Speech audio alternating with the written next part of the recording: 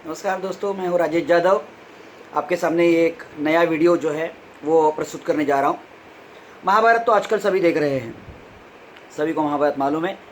अर्जुन का सारथी जो था कृष्ण भगवान, ये भी सभी को मालूम है। तो कर्ण जो था वो कौरवों के यहाँ था और अर्जुन को टक्कर देने वाला एक ही योद्धा था, कर्ण। ये भी आपको मालूम है। अभी आपको एक स्टोरी बताता हूँ जो आपको मालूम नहीं है शायद, उसके बारे में बताता हूँ। तो जब ये युद्ध के पहले जब चर्चा चली कि अभी करना क्या है, मतलब यहाँ पर कर्ण है, यहाँ पर अर्जुन है, तो कौरव बात कर रहे थे कि अर्जुन को कैसे रोके और पांडव बात कर रहे थे कि कर्ण को कैसे रोके। तो कौरव के बीच जब चर्चा चल रही थी तभी बात यह आई कि अर्जुन जो है योद्धा तो अच्छा योद्धा है ही, वो बात उसका तो सवाल ही नहीं है, लेकिन उसके पास जो सारथी है वो कृष्ण भगवान है, वो बड़े चतुर हैं। तो हमारा जो प्रमुख योद्धा है कर्ण, इनका भी सारथी ऐसा ही कोई अच्छा होना चाहिए। तो फिर दुर्योधन को किसी ने सूचना दी, किसी ने बोला कि एक सारथी है जो बहुत अच्छा सारथी का काम करता है और वो है शल्य। अभी मुश्किल ये है कि शल्य जो है वो पांडवों के मामा है। तो अभी आप कैसे भी करके अगर शल्य को राजी करो तो आपका काम हो जाएगा। ये दुर्योधन ने सोचा कि यार ये करना है मुझे। तो उस वक्त होता क्या था कि युद्ध के पहले का ये समय था ना, तो कोई राजे जो थे वो पांडवों के साथ थे, कोई राजे जो थे वो कौरवों के साथ थे। अपनी अपनी सेना लेके वो आ रहे थे मिलने के लिए। तो शल्य भी आ रहा था अभी नेचुरली कि वो पांडवों के साथ ही जाने वाला था, तो उसके हिसाब से वो आ रहे थे।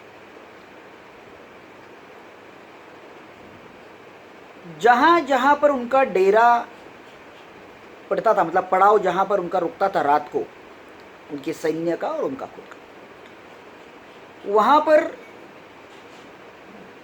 उनको अच्छी सुविधाएं मिलने लगी।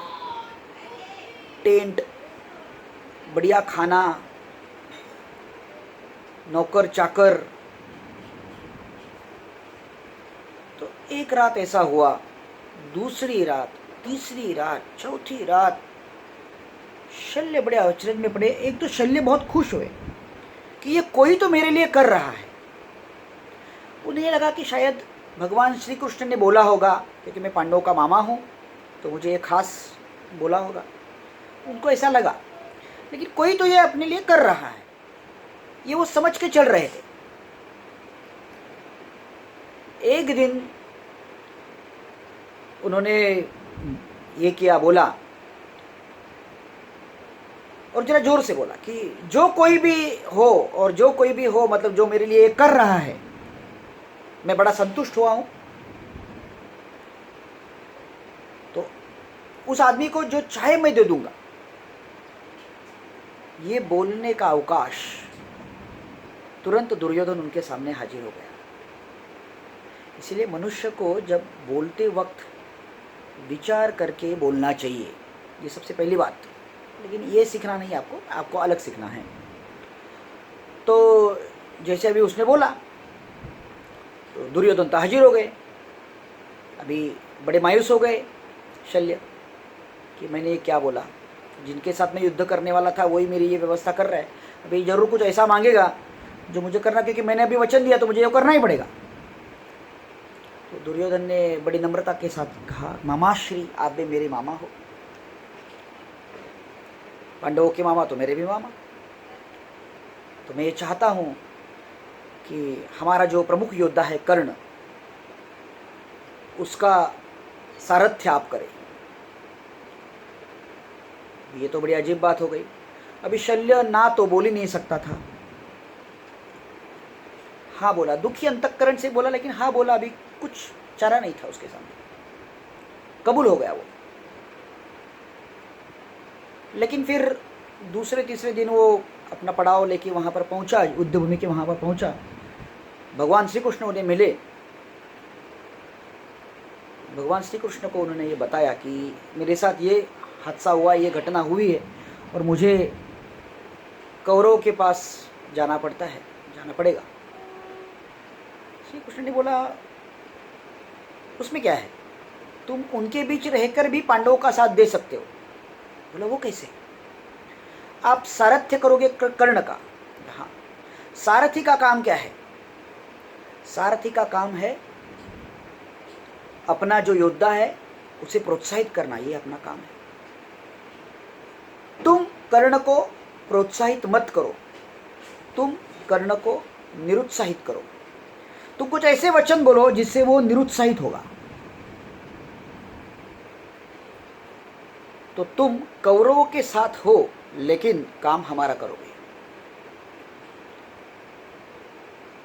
रामायण में राम जो थे उनका ही ये कृष्ण जो है वो दूसरा अवतार है, ये सभी को मालूम है। कृष्ण ने ये जो अवतार लिया था, राम के वक्त वो तो आदर्श थे, एक बाणी एक पत्नी एक वचन। यहाँ पर उन्होंने उस अवतार की जो मर्यादा थी वो निकाल दी। इसलिए महाभारत में कृष्ण की नीति जो है, कृष्ण नीति, बड़े बड़े मैनेजमेंट के क्लासेस में कृष्ण नीति सिखाई जाती है, चतुर नीति थी। अभी दुर्योधन तो खुश था कि भाई शल्य हमारे सारथी बने हैं, कर्ण के सारथी बने हैं। शल्य बड़ा चतुर था, वो अच्छी सारथ्य तो कर ही रहा था। लेकिन जब जब महाभारत का युद्ध आरंभ हुआ और जब जब कर्ण ने अर्जुन के ऊपर बाण चलाना शुरू किया या ये करना, पराक्रम देना शुरू किया, तब तब शल्य उनके बोलते, अरे कर्ण छोड़ो, वो तुम नहीं कर सकते, ये तुम्हारे बस की बात नहीं है, अर्जुन को तुम नहीं मार सकते। अर्जुन बड़ा पराक्रमी योद्धा है, उसके साथ भगवान श्री कृष्ण है, वो तो 100% जीतेगा, तो तुम्हारा ये हमारा कुछ चलने वाला नहीं है। कर्ण अभी तुम बैठ जाओ, कर्ण अभी तुम मत करो।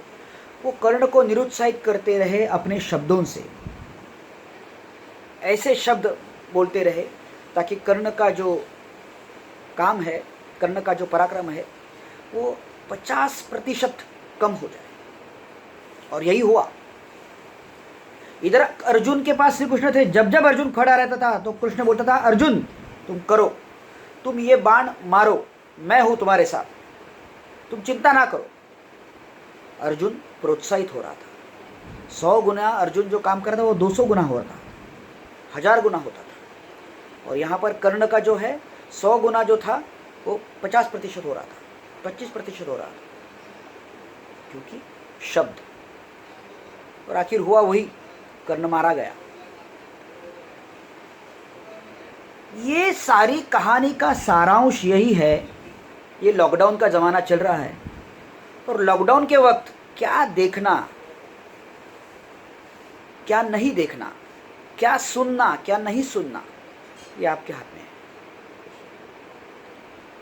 अलग अलग OTP चैनल्स पे अलग अलग वेब सीरीज़ है, वो देखोगे, आपका दिमाग जो है वो उसमें ही जाएगा।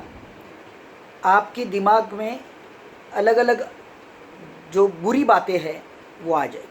अगर कुछ पॉजिटिव देखोगे, कुछ पॉजिटिव सुनोगे तो पॉजिटिव आ जाएगा। आप देखो अपनी न्यूज़ चैनल में जो जो देखते हो आप, तो कोरोना कोरोना कोरोना, अभी तो आते हैं top 50 news of corona, top 100 news of corona.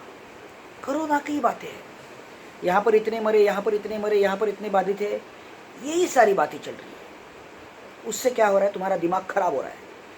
वो है शल्य जो तुम्हें बार बार ये जता रहा है कि तुम कुछ काम के नहीं, तुम कुछ नहीं कर सकते हो, तुम लॉकडाउन में हतबोल हो, निराश हो। वो तुम्हें बिठाता है। इसीलिए कुछ अच्छी रीडिंग्स करोगे, अच्छी बातें देखोगे, अच्छी न्यूज़ देखोगे, इंस्पिरेशनल यूट्यूब चैनल्स देखोगे, इंस्पिरेशनल यूट्यूब वीडियो देखोगे, तो आपका दिमाग जो है सही काम करेगा।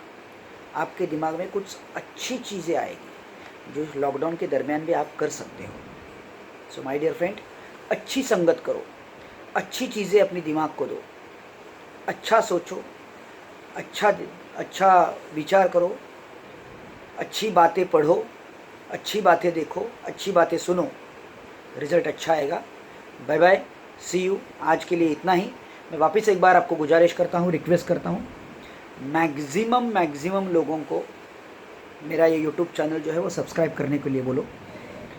It's my request to you, क्योंकि मुझे सब्सक्राइबर बढ़ाने हैं और मुझे सपोर्ट करो। कम से कम 10 सब्सक्राइबर मुझे आपसे चाहिए।